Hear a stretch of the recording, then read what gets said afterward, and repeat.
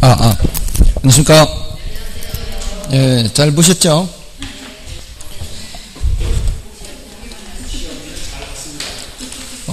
늘 다들 그렇게 말씀들을 하시죠. 예. 점수가 잘 나왔는지 모르겠습니다. 느낌은 어땠습니까? 시험 볼 때? 시간이 좀 부족하다는 생각이 드시던가요? 아니면은 시간이 부족하지는 않던가요? 시간이 좀 부족해요? 계산 문제는 다 패스하셨나요? 좀 어느 정도는 풀고요. 자, 아무튼 오늘 문제가 그냥 보통 정도라고 보시면 돼요. 평이한 정도다 이렇게 보시면 돼요. 난이도가 그렇게 높지는 않고 그렇게 낮지도 않고요. 적당한 수준이다 이렇게 보시면 됩니다. 아무튼 이제 1번부터 풀이를 해드리겠습니다. 부동산 개념을 설명한 것이다. 틀린 것은 하고 있습니다. 자, 우리 어떤 주제별로 질문을 하죠. 1번에 이제 부동산 개념을 묻고 있죠. 그러면은 여러분들이 뭐가 정리가 되어 있어야 되는가 하면은 부동산 개념에 대한 내용이 정리가 되어 있어야 되겠죠. 이게 정리가 되어 있어야 빠른 속도로 지문을 읽어 나갈 수가 있습니다. 그래서 법경기 요게 정리가 되어 있어야 돼요. 그리고 법적 개념은 다시 협의의 부동산과 광의 부동산 이렇게 나누죠. 협의의 부동산은 다시 토지 및 그 정착물 하는데 여기 정착물에 대해서 자세히 정리를 해 두셔야 되죠.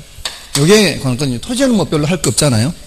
결국 토지인데 정착물인데 정착물은 잠깐 동안 붙어 있어서는 안 되고 항구적으로 토지에 부착이 돼 있어야 되죠. 그리고 여기는 독립정착물과 종속정착물 나눠서 독립정착물에 대해서는 따로 항목도 기억하고 있어야 되죠. 건물이 대표적이고요. 독립정착물에. 그 다음에 명인방법을 갖춘 수목이나 또는 농작물도 되고요. 임목도 되죠. 이 임목은 독립정착물로 분류할 수도 있지만 광의의 부동산을 분류할 때 여기 협의의 부동산에다가 준부동산 하잖아요. 준부동산에 임목을 집어넣는 사람도 있죠. 그러니까 이건 어디든 관계가 없습니다. 이렇게 해서 준부동산까지 정리를 하면은 특히 요거 정착물 중에 독립정착물에 대해서 따로 정리하고 준부동산까지 정리하면은 법적 개념이 정리가 되는 거죠. 여기서 제일 많이 묻습니다. 그 외에 이제 경제적 개념이나 기술적 개념은 단어 정리 정도밖에 안 돼요. 그래서 오늘 1번 문제의 정답이 1번이죠.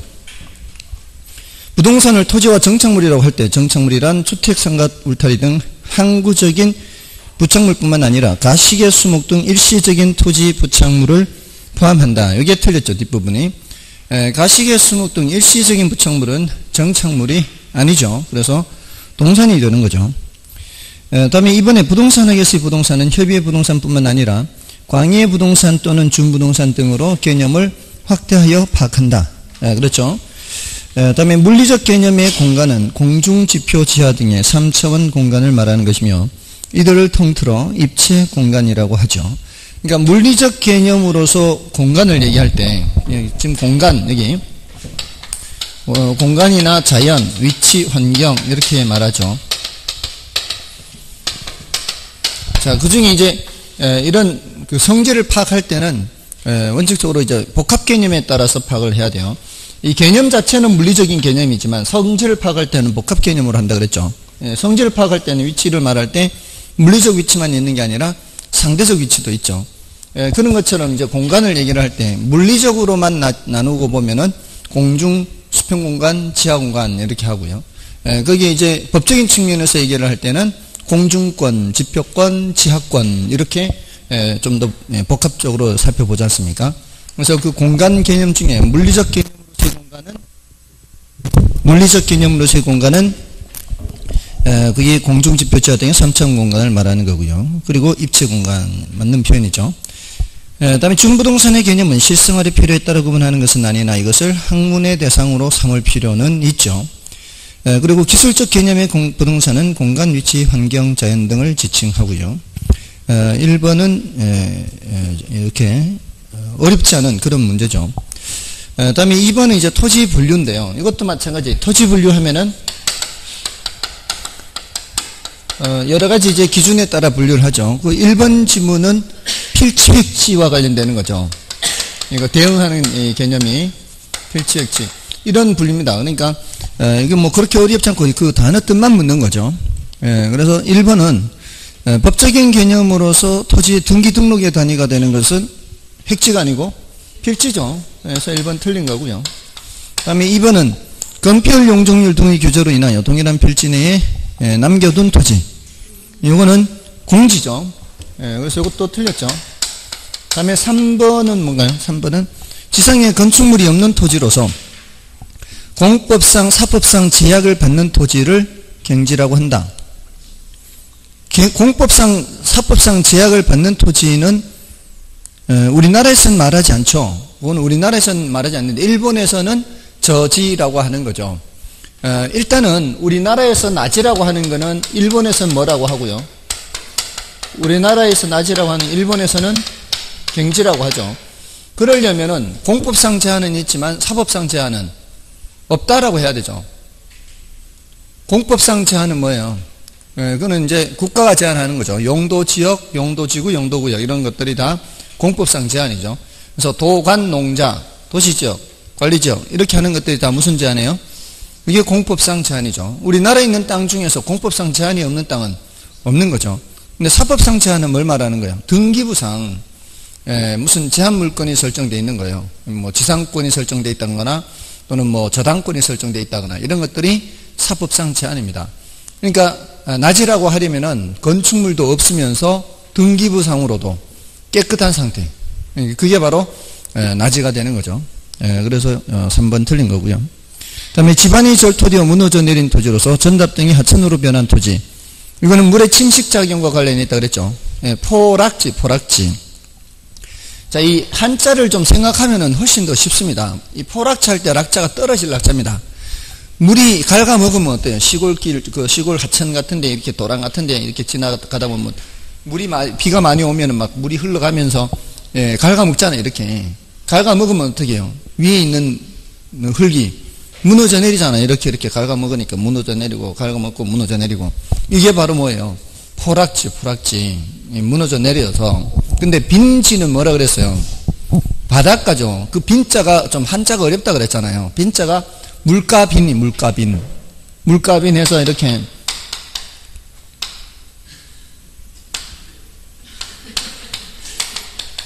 이게 앞으로 물가빈이에요. 앞으로 물가빈이고 여러분이 물가빈이라고 생각하고 저도 물가빈이라고 생각하면은 오표시 무해 원칙에 따라 오표시 무해 원칙에 따라 계속 물가빈이 되는 거예요. 우리 사이에서는 물가라고 생각하면 돼요. 물가. 그러니까 바닷가에 바닷가. 빈자가 한자가 어려워요. 그래서 바닷가 생각하면 된다고. 빈지 바닷가 이렇게 빈지 바닷가 물가. 근데 거기는 지금 포락지역이 틀렸잖아요. 다음에 5번에 주거지역, 상업지역, 공업지역 상호 간의 용도가 전환되어 있는 토지를 이행지라고 하죠. 이거 혹시 3번 체크하신 분들 계십니까? 5번 체크 안 하고. 그거 다 보여요. 이게 택농임 상호간이 아니잖아요. 택농임. 택지지역, 농지지역 해야 되잖아요. 택농임. 이 상호간의 전환 중 해야 될 거 아니에요. 근데 택지지역 내에서 지금 주상공 상호간의 전환 중이니까 이행지라고 해야 되죠. 대분류상 전환 중인 토지가 후보지. 이 안에서 주상공 상호간의 전환 중인 토지는 이행지 이렇게. 맞나요? 왜요? 낚였어요. 전 낚을 생각 없는데 스스로 낚이고 있어요. 다들 3번 체크했어요. 3번도 틀렸는데 왜? 죄송합니다.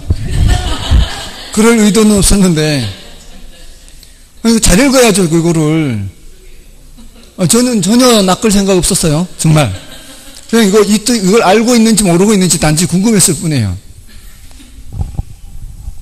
됐나요? 주상공 상호간의 전환 중인 토지는 이행지, 이 대분류상 전환 중인 토지는 후보지. 잘 봐야죠. 그러니까 머릿속에다 그려야 되는데 이걸 그리지 않고 글자로만 공부한 거예요. 공부를 할 때. 전환된. 전환되는 하고 전환되고 있는 하고는 다르잖아요. 아, 전환 중이 아니라서. 전환 중이라서. 엄마를 어머니라고 하면은 엄마가 아닌 거지. 예. 엄마를 어머니라고 하면 엄마가 아닌 거죠.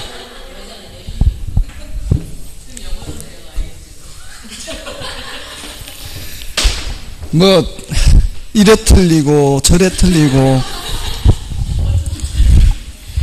예, 아무튼 예, 조심하셔야 돼요.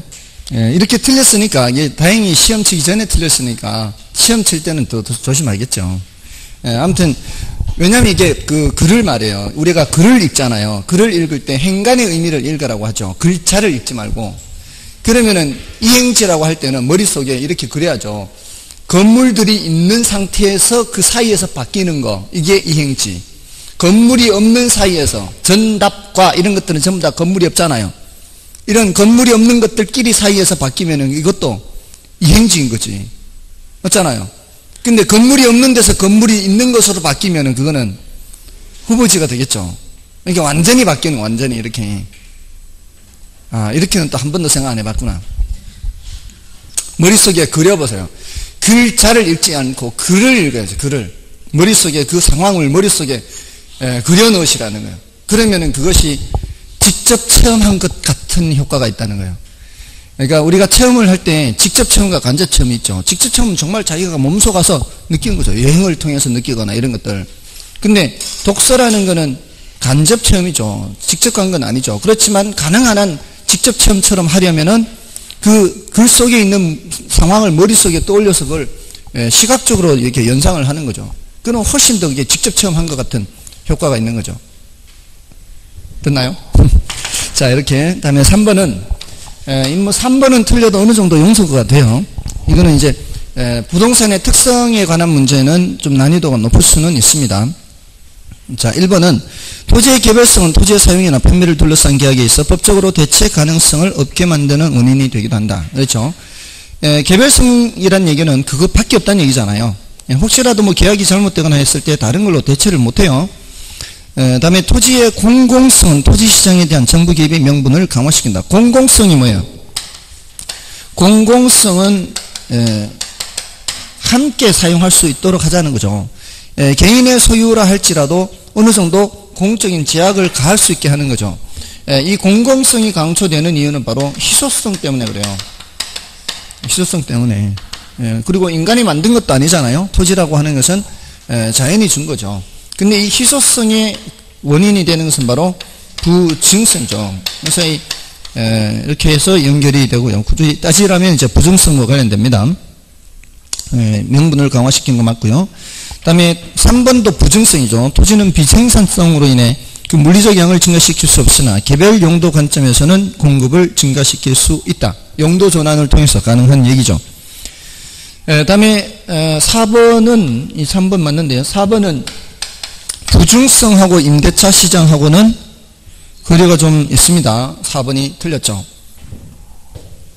임대차와 관련되는 건 뭐예요? 영속성이죠. 영속성. 요거 이제 임대차를 말씀드릴 때마다 제가 소비대차를 말씀드렸죠. 저도 사실 예전에 처음에 이 부동산 학교를 할 때 아니 영속성하고 임대차하고 뭔 관계가 있을까 이게 이해가 안 됐어요. 사실은. 근데 민법의 소비대차와 임대차를 비교해 보면은 분명해져요. 민법의 소비대차라고 하는 거는 한 번 쓰면은 더 이상 쓸 수 없는 물건에 대해서는 소비대차라 그래요. 그러니까 연탄을 빌려 쓴다거나 연탄 10장 빌려 쓰고 나중에 갚는다고 할 때 써버리면은 더 이상 그걸로는 돌려줄 수가 없죠. 같은 걸로는 돌려줄 수가 없어요. 똑같은 종류의 품질의 똑같은 양으로 돌려줘야 되죠. 다른 걸 사서 돌려줘야 되겠죠. 이럴 때 쓰는 게 소비대차예요.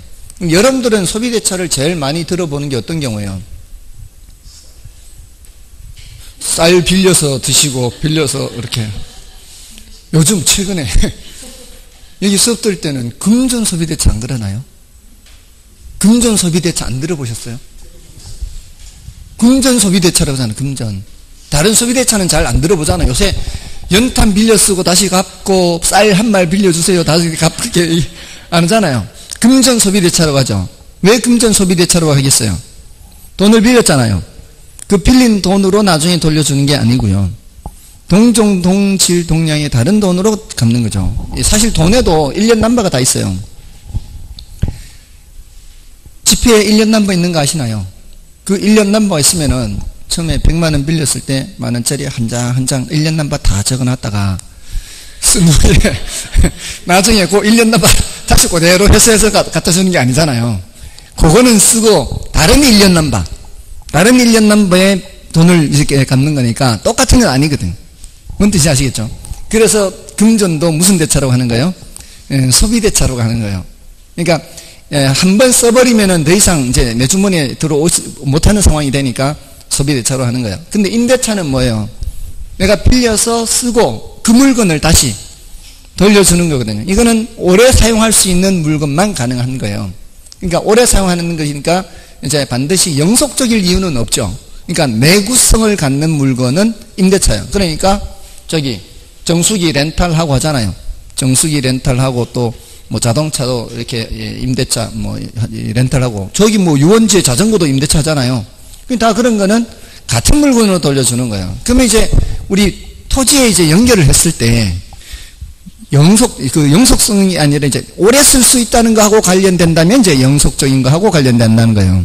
그러니까 영속성과 임대차가 관련된다. 이렇게 이제 좀 길게 이해를 해야 되죠.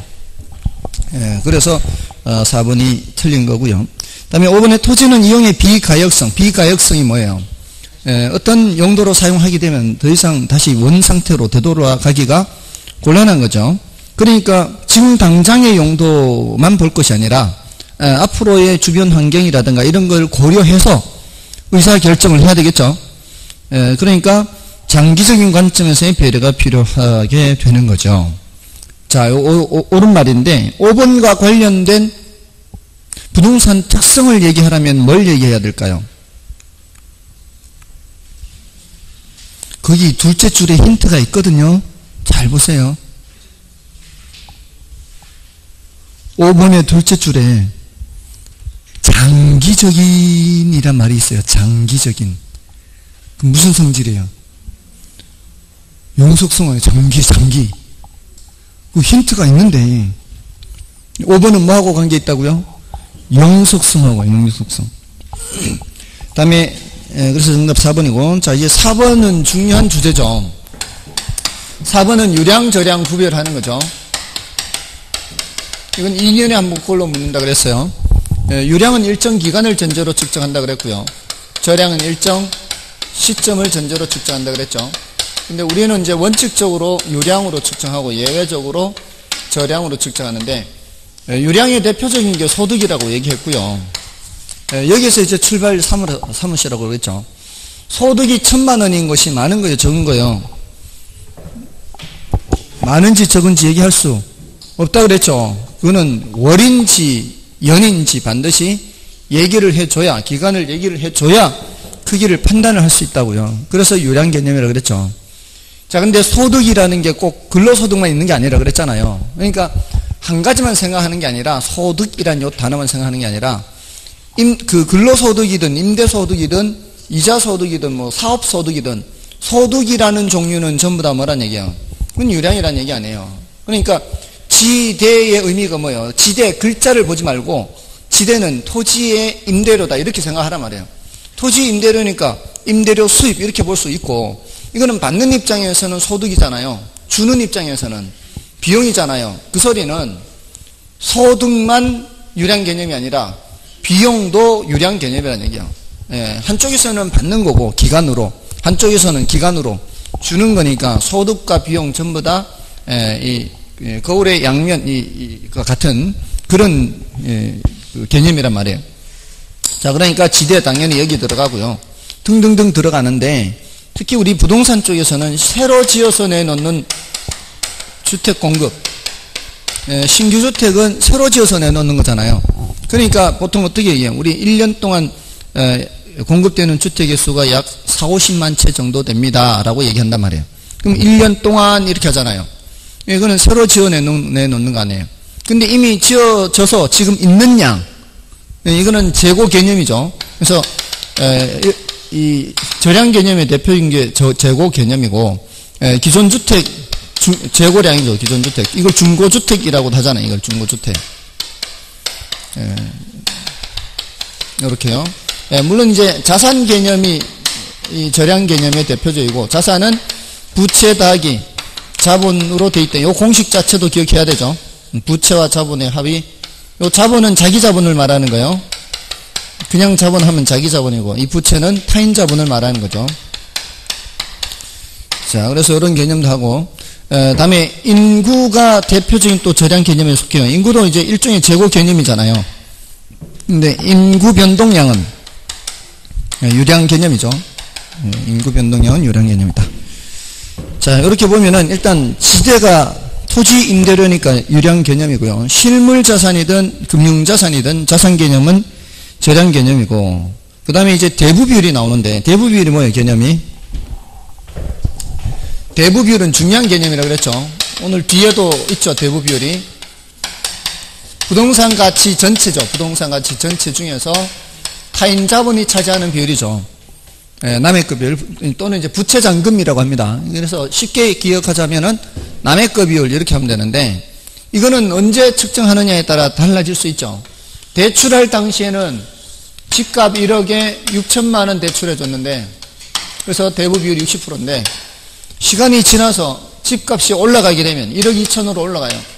그동안에 이자만 갚았어요. 원금은 그대로 있어요. 그럼 어떻게? 1억 2천분에 6천 하면은 대부 비율은 50%로 내려가는 거죠. 근데 반대로 집값이 떨어져 버리면은 대부 비율은 올라갈 수도 있죠. 경우에 따라 깡통주택이 될 수도 있죠. 대부 비율이 100%가 넘을 수도 있습니다. 그러니까 이 대부 비율 개념은 언제 측정하느냐에 따라 달라지는 절약 개념이다. 이렇게. 됐나요? 그 다음에 신규주택 생산량은 유량, 소득 유량, 주택재고 절약.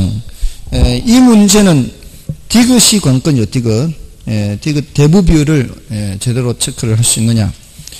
그래서 정답은 2번이고요. 자, 다음에 이제 5번은 다음은 주택의 수요 공급에 관한 글입니다. 수요 곡선 D0를 D1으로 이동시킬 수 있는 요인을 물었어요. 이게 수요 감소죠. 수요 곡선이 왼쪽으로 이동하는 것은 수요 감소입니다. 자, 이것은 뭐하고 관계가 있는가 하면은 수요량 변화, 수요 변화와 관계가 있는 거죠. 일단 이 문제는 이제 수요 곡선의 좌측 이동 여부만 묻는 거지만, 이와 관련된 주제는 이거란 얘기요. 이와 관련된 주제는 수요량 변화, 수요 변화. 그 중에서 뭘 묻고 있는 거예요? 수요 변화를 묻고 있는 거고, 왼쪽으로 이동을 묻고 있는 거고요. 이와 관련된 내용을 함께 정리하려면은 이걸 정리해야 되죠. 이게 정리가 돼 있어야 돼요, 사실은. 오늘 문제에서는 공급 결정 요인, 이 공급 변화 요인은 여기 써놓고 있지 않죠. 근데 시중에 많은 문제들을 보면은 여기에 것도 써놓고 여기에 것도 써놓고 다 써놓는단 말이에요. 그러면 이게 공급 곡선을 이동하는 건지 수요 곡선을 이동시키는 건지 이게 구별이 돼야 되죠. 그리고 수요 곡선 자체가 이동인지 수요 곡선상의 점의 이동인지 이것도 구별을 해야 되잖아요. 그러니까 이 두 가지는 뭐가 변하는 거예요? 그 재화의 가격이 변하는 거고, 요 밑에 두 가지는 그 재화의 가격 외의 요인이 변하는데 수요 곡선이 변하는지 공급 곡선이, 이게 정리가 되어 있어야 돼요. 이와 관련된 문제가 요 형태 말고 다른 형태로 바뀌어서 출제돼도 맞춰야 될 거 아니에요. 다른 형태로 바뀌어서 출제가 돼도 맞추려면은 이게 정리가 되어 있어야 된다고요. 이 중에 제일 중요한 게 소득이죠. 소득과 관련재 가격, 대체재 가격 변화나 보완재 가격 변화, 요거예요. 그러니까 소득 얘기가 나오면은 정상재 또는 열등재가 생각이 나야 되고요. 정상재는 소득 변화 방향과 수요 변화 방향이 같은 거죠. 같으면은 정상재, 반대 방향이면 열등재, 이렇게 되는 거죠. 그걸 기억해야 돼요. 그렇게만 기억하지 마시고 한 번쯤은 생각을 또 해봐야 돼요. 열등재의 경우 소득이 감소한다, 이런 말이 나오면 어떻게 해야 돼요? 열등재인데 소득이 감소한다.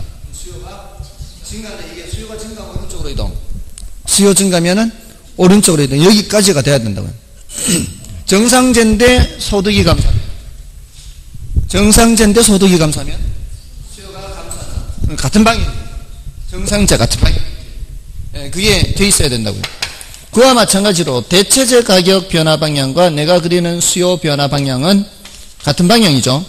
대체재 가격이 올라가면 내가 그리는 저 수요 증가 같은 방향 나와야 되고요. 보완재 가격이 올라가면은 내가 그리는 저 수요 감소, 보가반, 이렇게 대가비 보가반 이게 돼 있어야 된다고요. 자, 근데 이쪽에서는 소득 얘기가 없어요. 소득 얘기가 없고요. 이쪽에서 생산면에서 대체재 가격이나 보완재 가격이 나오는 거는 지금까지 한 번도 없었어요. 중요도 자체가 높지는 않아요. 근데 혹시라도 생산면에서 대체재 얘기가 나올 수는 있어요. 생산면에서, 공급면에서 대체재 가격이 올라가면은 그때는 여기가 공급이 되잖아요. 그럼 내가 그리는 재화 공급 곡선은 감소예요, 감소. 여기 생산에서는 이게 반대로 된다고요. 여기가 수요일 때는 대가비 같은 방향인데 공급이 들어가면 여기는 반대 방향으로 바뀐다 이 말이에요. 이때는 여러분들이 건축업자가 돼야 돼요. 이건 중요도가 좀 낮으니까 이게 확실하게 된 후에 하셔야 돼요. 이게 지금 안 돼 있으면 이거는 볼 생각하지 마시고요. 예를 들어 건축업자인데 내가 지금 빌라나 단독주택을 공급하는 건축업자예요. 빌라 가격이 올라가요. 빌라 가격이 올라가면 내가 뭘 더 짓는 게 돈 돼요? 빌라 짓는 게 돈 될 거 아니에요. 그럼 단독 공급은 줄겠죠. 맞나요? 건축업자 입장에서. 그러니까 여기 공급이 나오면 이게 반대다 이 말이에요. 그러니까 이거는 이걸 확실하게 해놓은 후에 혹시라도 앞에 공급면 또는 생산면에서 나오면 반대로 돌리면 되니까 그렇게 하면 되고, 중요한 거는 이쪽이다 이 말이에요. 이건 굉장히 중요하다는 거죠. 됐나요? 자, 이렇게 대가비 보가반 기억하시고, 다음에 이쪽은 이제 세모 정도 생각하시면 되죠. 근데 이제 이쪽은 없는데 이쪽에 있는 게 생산 기술 수준. 생산 기술 수준이나 생산 요소 가격. 생산 기술 수준이 향상되면 공급곡선 우측 이동, 생산 요소 가격이 상승하면은 공급곡선 좌측 이동, 이렇게 하면 되고요.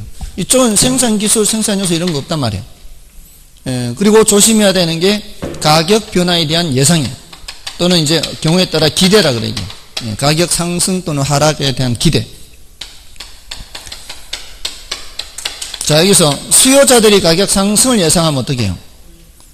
수요를 증가시키죠. 근데 공급자들이 가격 상승을 예상하면은 공급이 감소한다는 거예요. 이거 아직도 이렇게 가끔 가다가 왜 공급이 감소할까 오해하는 분들이 계시는데, 지금 공급을 묻는 거예요.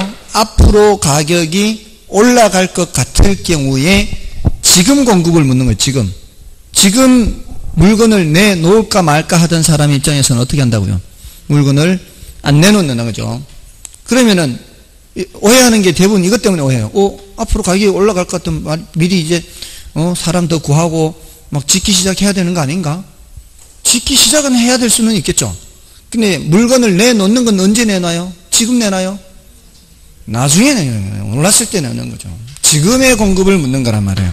그러니까 가격 상승을 예상할 때 공급자들은 지금 공급은 줄이는 겁니다. 아시겠죠? 그걸 착각을 하지 마시라고요. 착공 들어가고 준비하고 이런 것들은 지금 공급과 관련 없는 거요. 나중 공급과 관련 있는 거지. 아시겠죠? 그래서 이게 상반된 효과로 나타나요. 수요자들은 가격 하락 예상할 때 수요를 감소시키지만 공급자들은 가격 하락이 예상되면은 공급을 증가시킵니다. 지금 미리 팔아야 돼요. 하락하기 전에 미리 팔아야죠. 자, 아무튼 요게 이제 정리가 돼 있어야 돼요. 요게 그게 이제 5번 문제인데, 아무튼 1번은 지금 뭐라고 돼 있어요? 대체재 가격 상승이라고 돼 있죠. 대가 상승을 써놓으세요. 이렇게 대가 상승을, 대체재 가격 상승. 그러면서 대가 비니까 내가 그리는 저 수요를 화살표를 같은 방향으로, 수요가 증가일 거 아니에요. 그럼 1번이 안 되는 거고요. 2번은 보완재 가격이 나오고 있죠. 보완재 가격이 내려가요. 보완재 가격 하락. 그러면은 보가 반이니까 내가 그리는 저 수요는 증가, 이렇게. 그 다음에 주택의 대체재 수요가 대체재 수요. 자, 우리가 외우고 있기는 뭘로 외우고 있어요? 대가비 이렇게 외우고 있잖아요. 근데 대체재 수요가 감소한대요. 이렇게 대수 반, 이건 반대로 이게 그러면 수요가 증가하는 거죠. 4번, 제가 4번 먼저 하려고요. 3번은 건너뛰고 하다 보니 그렇게 됐네. 근데 5번은 주택담보대출금리는 5번의 주택담보대출금리는 금리가 하락하면 수요가 증가, 다 증가죠. 3번만 지금 하락 예상이잖아요. 수요자 뒤에 하락을 예상하면 어떻게 해요? 수요가 감소한다. 이렇게 3번이 정답이 되는 거죠. 자, 아무튼 이런 형태 문제는 이렇게 좀 푸셔야 되고요. 이게 정리가 돼 있어야 돼요. 저 왼쪽에 것이. 이게 이론 정리가 돼 있어야 되는 거예요. 이렇게 주제별로, 이렇게 주제별로. 그러니까 여러분들이 그 부동산 학개론 전체를 이렇게 주제별로 정리를 한다면은 한 6, 70개 정도 돼요. 주제가 세분해서 이렇게 하면은 6, 70개 주제에 대해서 정리를 하시는데 한 50개 정도, 4, 50개 정도 주제를 정리한다면은 반드시 합격하지 않을까 싶은데요. 반드시 합격이 이거는 떨어질 수가 없어요. 왜냐하면은 시험이 40문제가 나오죠. 40문제가 나오는데 한 50개 정도 주제를 정리를 한다면은 이거 50개 주제 정리해서 40문제 절대로 다 100% 적중 못하죠. 할 수가 없죠. 뭐 다 할 필요도 없고 우리는 몇 개만 맞추면 되는 거예요. 24문제만 맞추면 되거든요. 그러니까 50개 정리한 것 중에 24개만 출제되면 되는 거예요. 사실은 근데 24개까지 안 나와도 돼요. 20개만 나와도 돼요. 왜냐하면 나머지 4개는 찍어도 나오니까. 20개 중에 찍어도 나오니까. 아무튼 그 주제 중에 이런 게 하나씩 주제란 말이에요. 수요량 변화, 수요 변화, 공급량 변화, 공급 변화. 그리고 조금 전에 유량, 저량. 이게 하나의 주제들이에요. 근데 제가 2013년부터 어떤 이제 코치를 하기 시작했는가 하면 한 9월 중순쯤 많이 풀어본 사람들은 지금 이미 어느 정도 그게 가능할 수도 있고요. 지금 40문제짜리 이렇게 모의고사 형식으로 된 문제를 최소한 5번 풀어본 데이터가 있다면, 근거 데이터가 있다면 여러분들이 풀었을 때 틀렸던 것들을 표시했을 거 아니에요. 몇 번 문제 틀렸고 몇 번 문제 틀렸고 이렇게 돼 있으면은 그 틀린 것들을 주제별로 모아보는 거죠. 어떤 주제를 내가 몇 번 틀렸는지. 5회에 걸쳐서 풀었는데 유량 저량은 매번 틀리더라. 또는 수요량 변화 수요 변화는 그래도 잘 맞추더라. 뭐 이런 게 있을 거 아니에요. 그거를 발을 정자 쓰듯이 유량 저량은 한 번 틀렸고 또 투자 분석 기법의 할인연금 수지 분석법은 풀 때마다 틀리더라. 뭐 이런 이제 표시를 하면은 많이 표시가 된 것들은 그게 이제 많이 틀렸다는 얘기 아니에요. 그런 것들만 따로 집중적으로 연습을 하는 거죠. 앞으로 남은 기간 동안에.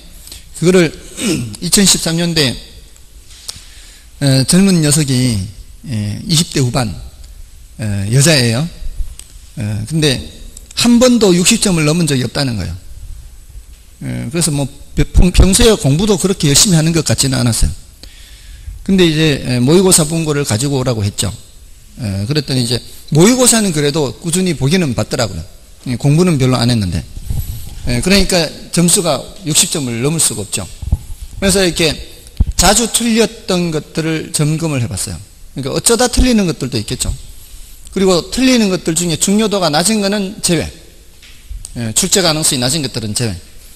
출제 가능성이 높은 것들 중에서 자주 틀렸던 것들을 뽑아보니까 그게 불과 몇 개 안 돼요. 10몇 개밖에 안 돼요. 11, 서너 개. 그러니까 지금까지 이렇게 해서 2014년부터 제일 많이 이렇게 체크를 했던 사람이 19개 정도였어요.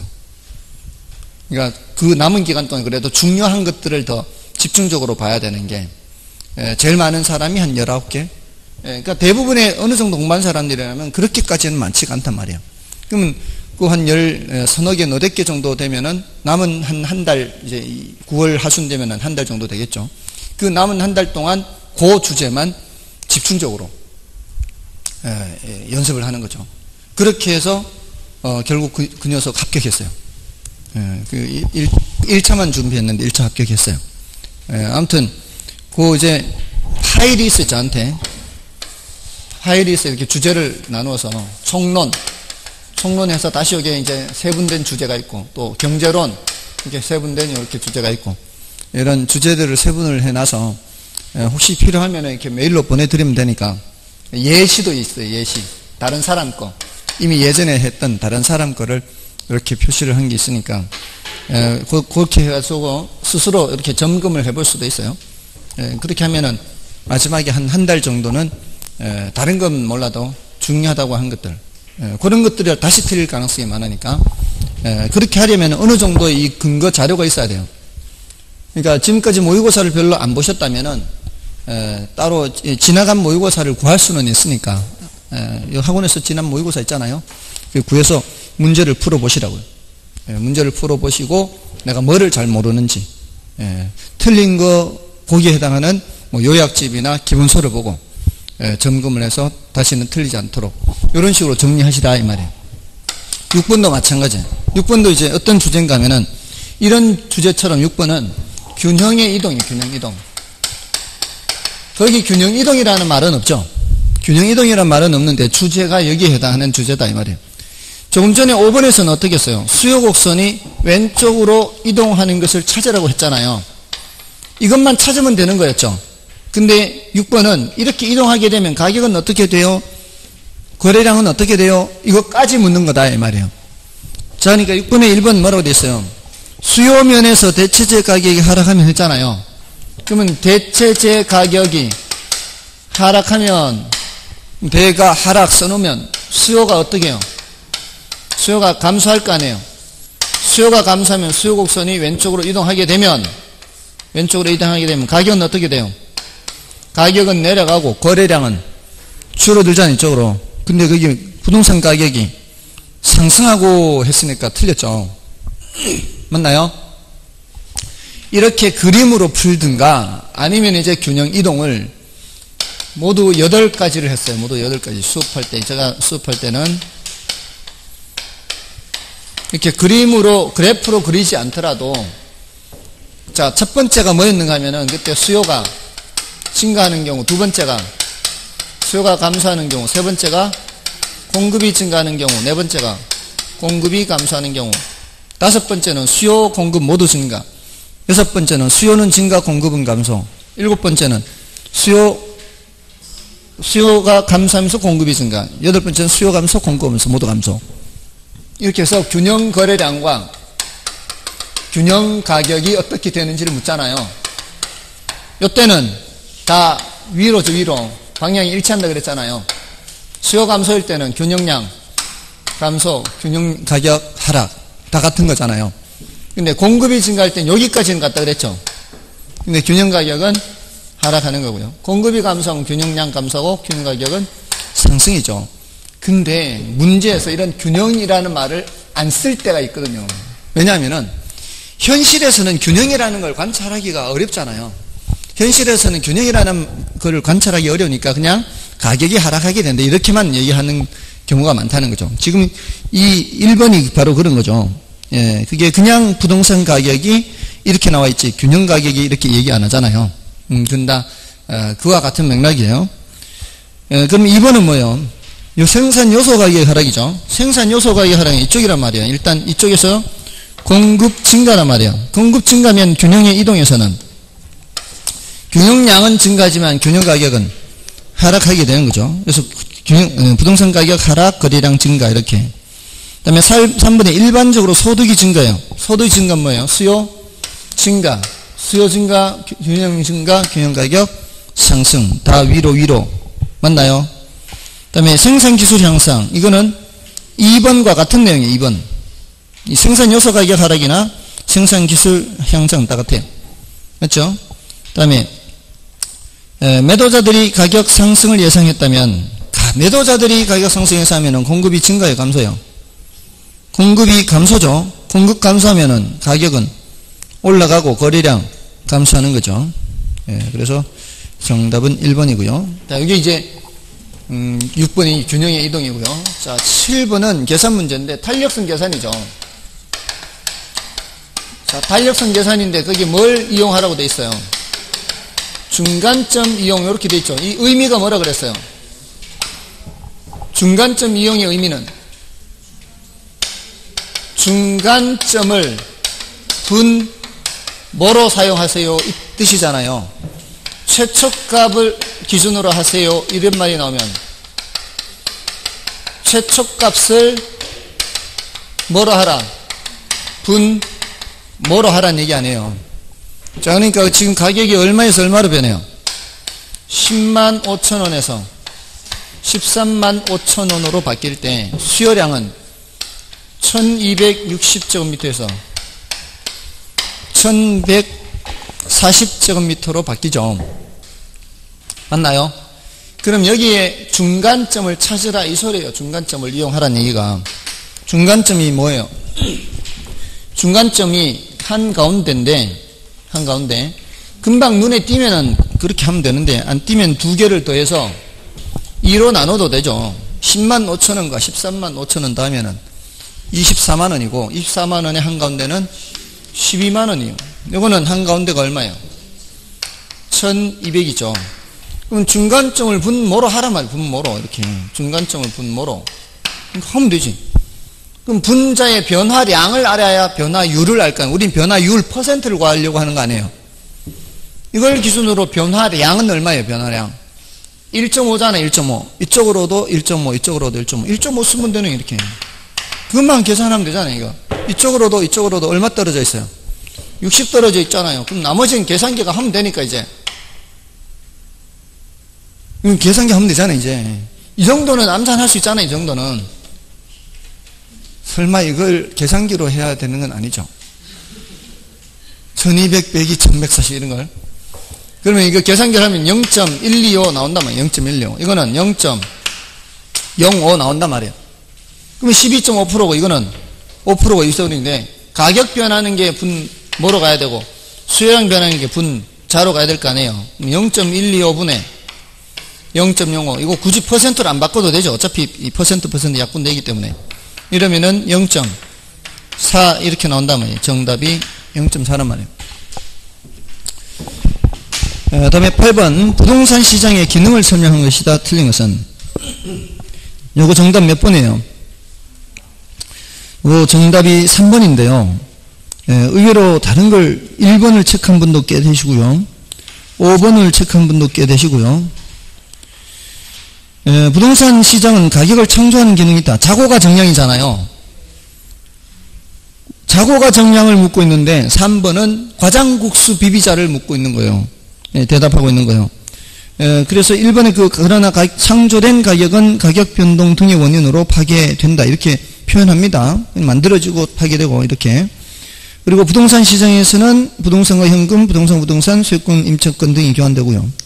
3번은 뭘 얘기하는 거라고요? 과장국수 비비자의 부동산 시장의 특성을 얘기하는 거지 기능을 얘기하는 게 아니잖아요. 그래서 3번이 틀린 거예요. 이런 거 조심해야 되고요. 다음에 부동산 시장은 정보를 제공하는 기능이 있다. 정보 제공 기능이 있잖아요. 그 중에 가장 중요한 정보가 바로 가격 정보고요. 그리고 부동산 시장은 토지 및 공간을 수요자에게 배분하는 기능을 한다. 이게 바로 자원 배분 기능을 말하는 거죠.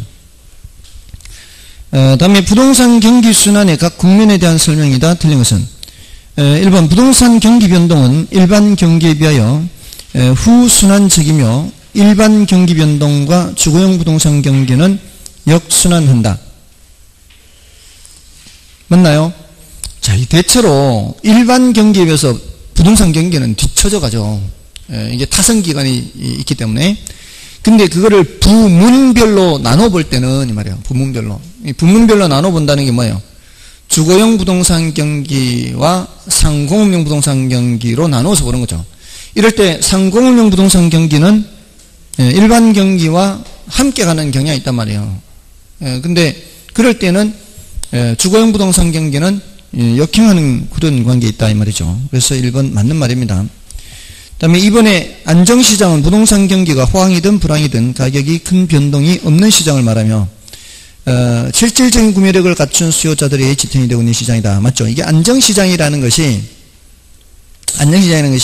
모든 부동산이 이런 성격을 갖고 있는 게 아니고 불황에 강한 부동산이라고 해서 도심지 점포라든가 소규모 주택 같은 것들이 이런 안정시장의 성격을 갖죠. 그래서 그거는 맞는 말이고요. 그다음에 회복시장이죠. 회복시장은 이제 저점을 찍고 꺾여 올라가는 시장입니다. 그 회복시장은 하향시장이 다음에 국면이죠.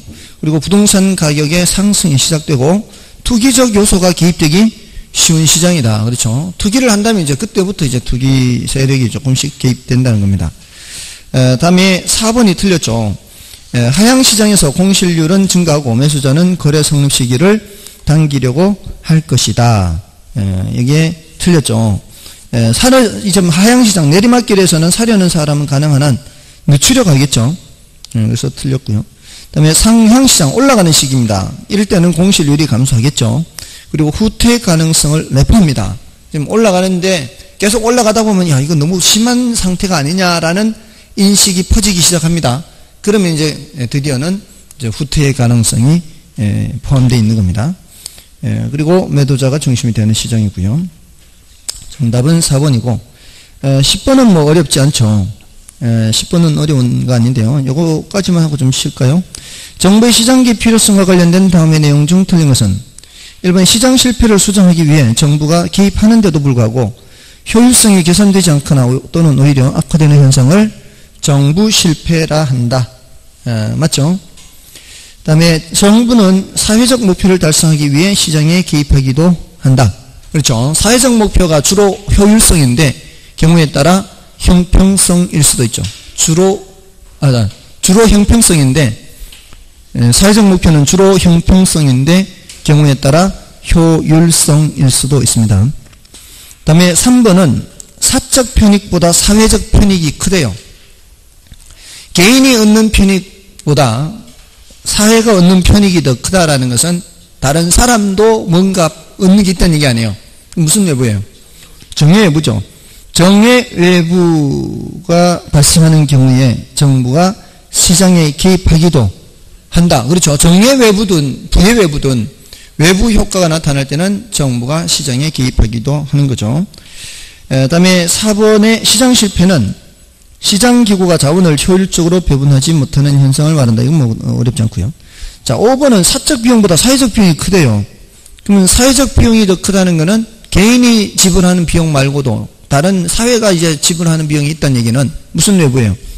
부의 외부잖아요. 이러면은 정부가 시장에 개입할 필요가 있는 거죠.